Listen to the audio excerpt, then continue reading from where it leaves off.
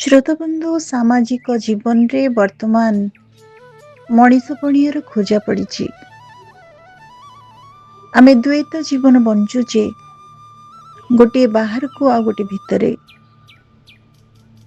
ବାହାରେ ସମ୍ପୂର୍ଣ୍ଣ ରୂପେ ଭଦ୍ରତା ଏବଂ ଆଦର୍ଶର କଥା କହୁଥିବା ବେଳେ ଭିତରେ ଆମ ଭିତରେ ଅନ୍ୟକୁ ଠକିବାର, ଅନ୍ୟ ଆଗରେ ଅଭିନୟ କରିବାର ଯେଉଁ ଲୁକ୍କାୟିତ ମଣିଷଟି ଅଛି, ତାକୁ ହିଁ ନେଇ ଆଜିର ସମାଜ ଅତ୍ୟନ୍ତ ମାତ୍ରାରେ ପ୍ରଭାବିତ।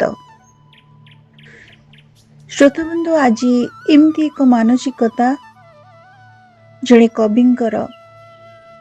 ଆମେ ସମସ୍ତେ ଜାଣେ କବି ମାତ୍ରେ ହିଁ ଭାବପ୍ରବଣ, କବି ମାତ୍ରେ ହିଁ ଦ୍ୱୈତ ବୋଧରୁ ମୁକ୍ତ ଏକ ଏକାକୀ ସତ୍ତା, ଯାହା କେବଳ ମଣିଷକୁ ଭଲ ପାଇବା ବୁଝେ। ଆଜି ଆଧୁନିକ ଓଡ଼ିଆ କବିତାରେ କବିତ୍ୱର ଅମ୍ଳାନ ପରାକାଷ୍ଠାର ପ୍ରତିବାଦୀପ୍ତ ବିଶିଷ୍ଟ କବି ବେଣୁଧର ରାଉତଙ୍କୁ ଶୁଣିବା। କବିତାକୁ ଦାର୍ଶନିକ ଗାମ୍ଭୀର୍ଯ୍ୟ ପ୍ରଦାନ କରିବା କ୍ଷେତ୍ରରେ କବି ବେଣୁଧର ରାଉତ ଅନନ୍ୟ। ବିଶିଷ୍ଟ ଆଲୋଚକ ଡକ୍ଟର ବେଣୁଧର ପାଢ଼ୀଙ୍କ ମତରେ କାବ୍ୟିକତାର ସଂକଳ୍ପ ଭିତରେ ବେଣୁଧର ରାଉତ ଜଣେ ଦାୟିତ୍ୱ ସମ୍ପନ୍ନ ଅଙ୍ଗୀକାରବଦ୍ଧ ସ୍ରଷ୍ଟା। ବେଣୁଧରଙ୍କ କବିତାରେ ଅତିବଡୀଙ୍କ ସନ୍ଥପଣ ଓ ଭାଗବତର ନୀତିବାଦ ବାରି ହୋଇପଡ଼େ। ଶ୍ରୋତାବନ୍ଧୁ, ଆଜି ଆମେ ଶୁଣିବା ବେଣୁଧର ରାଉତଙ୍କର କବିତା ବୃହନ୍ନଳା। ତେବେ ଦୁଇଟି କବିତା ସଂକଳନ ତାଙ୍କର ରହିଛି, ପିଙ୍ଗଳାର ସୂର୍ଯ୍ୟ, ଏକ ତାରା ଦୁଇ ତାରା। ଜୀବନ ପ୍ରତି ମମତ୍ୱବୋଧ, ଶାଣିତ ଦୃଷ୍ଟିକୋଣ, ମଣିଷପଣିଆ ଗଭୀର ମାନବିକତା ବୋଧ ଏବଂ ଅକୃତ୍ରିମ ଉପସ୍ଥାପନା ରୀତି ହେଉଛି ବେଣୁଧର ରାଉତଙ୍କର କାବ୍ୟିକ ବୈଶିଷ୍ଟ୍ୟ। ବେଣୁଧର ରାଉତ ଜଣେ ଉଚ୍ଚକୋଟୀର ସମାଲୋଚକ ମଧ୍ୟ। ସମାଲୋଚନା ସାହିତ୍ୟକୁ ତାଙ୍କର ଅବଦାନ ଅନନ୍ୟ। ଖୁବ୍ ସ୍ୱଳ୍ପ ସୃଷ୍ଟି ମାଧ୍ୟମରେ ସେ ସମାଲୋଚନା ସାହିତ୍ୟକୁ ପରିପୁଷ୍ଟ କରିଛନ୍ତି। ବିଭିନ୍ନ ସମୟରେ ଲିଖିତ ତାଙ୍କର ଓଡ଼ିଆ ସାହିତ୍ୟ ସମ୍ପର୍କୀୟ ଆଲୋଚନାମାନ ବିଭିନ୍ନ ପତ୍ରିକାର ପୃଷ୍ଠା ମଣ୍ଡନ କରିଛି, ଯେପରିକି ଭିନ୍ନ ଦର୍ପଣ, ଏକମାତ୍ର ପ୍ରକାଶିତ ସମାଲୋଚନା ଗ୍ରନ୍ଥ ଯେଉଁଥିରେ ରାଧାନାଥଙ୍କ ନନ୍ଦିକେଶ୍ୱରୀ, ଓଡ଼ିଆ ଉପନ୍ୟାସ ଓ ଉପନ୍ୟାସିକ, ପ୍ରଥମ ଓଡ଼ିଆ ନାଟକ, ଆମ ନାଟକରେ ଆଭିମୁଖ୍ୟ ପରମ୍ପରା, ପାଶ୍ଚାତ୍ୟ ସାହିତ୍ୟରୁ ରାଧାନାଥଙ୍କ ଆହରଣ ଓ ବୈଶିଷ୍ଟ୍ୟ, ଏଭଳି ଅସଂଖ୍ୟ ପାଣ୍ଡିତ୍ୟପୂର୍ଣ୍ଣ ଆଲୋଚନା ରହିଛି। ଆଜି କବି ବେଣୁଧର ରାଉତଙ୍କୁ ଆମେ ଶୁଣିବା। ଯଦିଓ ତାଙ୍କର କବିତା ପରିମାଣାତ୍ମକ ଦିଗରୁ ବିଶେଷ ବ୍ୟାପ୍ତି ନାହିଁ, ମାତ୍ର ଗୁଣାତ୍ମକ ଦିଗରୁ ସେ ଜଣେ ଶ୍ରେଷ୍ଠ କବିର ମାନ୍ୟତା ଲାଭ କରନ୍ତି। ପିଙ୍ଗଳାର ସୂର୍ଯ୍ୟ ଗ୍ରନ୍ଥରେ ଅନୁଧ୍ୟାନ କଲେ ଜଣାଯାଏ ଯେ ତାଙ୍କ କବି ମାନସ ଉନ୍ମେଷ ପର୍ଯ୍ୟାୟରେ ଅତି ରୋମାଣ୍ଟିକ ଓ ବିକାଶ ପର୍ଯ୍ୟାୟରେ ବାସ୍ତବବାଦୀ। ମାତ୍ର ଏହି ରୋମାଣ୍ଟିକ ବାସ୍ତବବାଦ ଉତ୍ତରଣ ପର୍ଯ୍ୟାୟରେ ତାଙ୍କୁ ଜଣେ ଇନ୍ଦ୍ରିୟୋତ୍ତର ଭାବବାଦୀ ଦାର୍ଶନିକ କବିରେ ରୂପାନ୍ତରିତ କରିଛି। ସେ ସମାଜର ଅସହାୟ ମଣିଷଙ୍କ ପ୍ରତି ତାଙ୍କର ଗଭୀର ସହାନୁଭୂତି ପ୍ରକଟ କରିଛନ୍ତି, ଯାହା ତାଙ୍କୁ ଜଣେ ସମ୍ବେଦନଶୀଳ କବିର ପରିଚିତି ପ୍ରଦାନ କରେ। ଶବ୍ଦର ବିପୁଳ କାରୁକାର୍ଯ୍ୟ ସତ୍ତ୍ୱେ ତତ୍ସମ ଶବ୍ଦ ବହୁଳତା ତାଙ୍କ କବିତାର ଚମତ୍କାରିତାକୁ ବେଳେବେଳେ ପ୍ରଭାବିତ କରିଛି ବୋଲି ସମାଲୋଚକ ଶ୍ରୀଯୁକ୍ତ ସୁରେନ୍ଦ୍ର କୁମାର ମହାରଣା ମତ ଦିଅନ୍ତି। ଶ୍ରୋତାବନ୍ଧୁ, ଆଜି ବେଣୁଧର ରାଉତଙ୍କ ବୃହନ୍ନଳା ଆମେ ଶୁଣିବା। କବିତା ବୃହନ୍ନଳା, କବି ବେଣୁଧର ରାଉତ। ମୁଇଁ ତ କହୁଛି ଈଶ୍ୱର, କଥା ମନେ ଆଉ ରଖ ନାହିଁ। ମୁଇଁ ତ କହୁଛି ଈଶ୍ୱର, କଥା ମନେ ଆଉ ରଖ ନାହିଁ।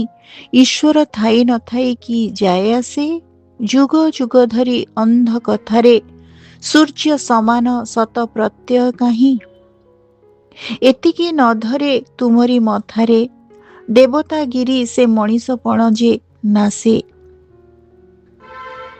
ମୁଇଁ ତ କହୁଛି ଈଶ୍ୱର କଥା ମନେ ଆଉ ରଖ ନାହିଁ, ଈଶ୍ୱର ଥାଇ ନଥାଇ କି ଯାଏ ଆସେ। ଯୁଗ ଯୁଗ ଧରି ଅନ୍ଧ କଥାରେ ସୂର୍ଯ୍ୟ ସମାନ ଶତ ପ୍ରତ୍ୟୟ କାହିଁ, ଏତିକି ନ ଧରେ ତୁମରି ମଥାରେ, ଦେବତାଗିରି ସେ ମଣିଷପଣ ଯେ ନାସେ। ମୁଁ ଆଜି ଗାଉଛି ମଣିଷର ଜୟଗୀତି, ମୁଁ ଆଜି ଗାଉଛି ମଣିଷର ଜୟଗୀତି, ମଣିଷ ଜାତିର ଭରା ଜୀବନ ଓ ସରଳ ଚିତ୍ତ ଗାନ। ଜାଣେ ଜାଣେ କୁହେଳୀର ଧର୍ମ ଧାରଣା ମଣିଷେ ଯାଇଛି ଜିତି। ତୁମ ଧନେ କେହି ଧନିକର ଲୋଭ ପରି, ତୁମ ପ୍ରେମେ କେହି ନିରାଶୀର କ୍ଷୋଭ ପରି, ମଣିଷ ହବାକୁ କହିକି ପାରିବ କିବା ଲୋଡ଼ା ଭଗବାନ, ମଣିଷ ହବାକୁ କହିକି ପାରିବ କିବା ଲୋଡ଼ା ଭଗବାନ। ମୁଇଁ ତ ବୁଝୁଛି ଏଇ ଈଶ୍ୱର ମୁହେ, ମୁଇଁ ତ ବୁଝୁଛି ଏଇ ଈଶ୍ୱର ମୁହେ, ପାଖ ଜନ ଛାଡ଼ି ମଣିଷ ଯାଉଛି ଦୂରେ, ବାଟ ବଡ଼ା ହୋଇ ବାଟ ବଣା ହେଇ ଅଦେକା କେହିର ମନ ଗଢ଼ା ଏକ ପୁରେ। ଏଇ ନ ଦେଖିଲା କେହି ଈଶ୍ୱର ପାଇଁ, ଏଇ ନ ଦେଖିଲା କେହି ଈଶ୍ୱର ପାଇଁ, ସତ କହ ତେବେ ମଣିଷେ ମଣିଷେ ପଶୁ ସଂଗ୍ରାମ ସୋହେ। ଈଶ୍ୱର ଯଦି ଥାଏ, ଈଶ୍ୱର ଯଦି ଥାଏ ଓ ମହତ୍ ଏହାକି ରୋଧିଛି କାହିଁ, ହାଇରେ ମଣିଷ, ହାଇରେ ମଣିଷ ପିଇଲୁ କାହିଁକି ମିଛି ମିଛିକାର ସୁରା, ମାତାଲ ପରି ତୁ ଜ୍ଞାନ ବୋଲି ନେଲୁ ଯାହା, ମାତାଲ ପରି ତୁ ଜ୍ଞାନ ବୋଲି ନେଲୁ ଯାହା, କଲୁ ବାଜା ବିଶ୍ୱାସ ଜାଣିପାରିଲୁନି, ଜାଣିପାରିଲୁନି ହୁଡ଼ିଲୁ ସ୍ୱର୍ଗ ରାହା।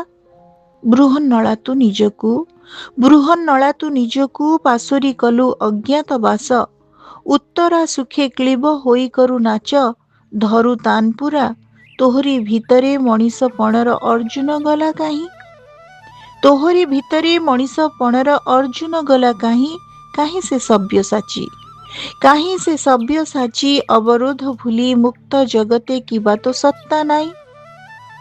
ଆତ୍ମାବିଷ୍ଟ, ଆତ୍ମାବିଷ୍ଟ ଦୁଇ ହାତେ ଆଜି ମୁଦ୍ରା ଖେଳେଇ, ମରୁଚୁ ତୁ ନାଚି ନାଚି, ହେ ମଣିଷ ଭାଇ, ହେ ମଣିଷ ଭାଇ ଆଜିର ବୃହନ୍ନଳା, ମଣିଷପଣ ତୁ ହୁଏତ ପାରିବୁ ଫେରି, ଅର୍ଜୁନପଣ ପାଇବୁ ନାଇଁ ବି ଡେରି, ବିରାଟ ଗୋଧନ ଚୋରି ଯଦି ହୁଏ କାଳେ, ବିରାଟ ଗୋଧନ ଚୋରି ଯଦି ହୁଏ କାଳେ। ହେ ମଣିଷ ଭାଇ ଆଜିର ବୃହନ୍ନଳା, ମଣିଷପଣ ତୁ ହୁଏତ ପାରିବୁ ଫେରି, ମଣିଷପଣ ତୁ ହୁଏତ ପାଇବୁ ଫେରି, ଅର୍ଜୁନପଣ ପାଇବୁ ନାଇଁ ବି ଡେରି, ବିରାଟ ଗୋଧନ ଚୋରି ଯଦି ହୁଏ କାଳେ।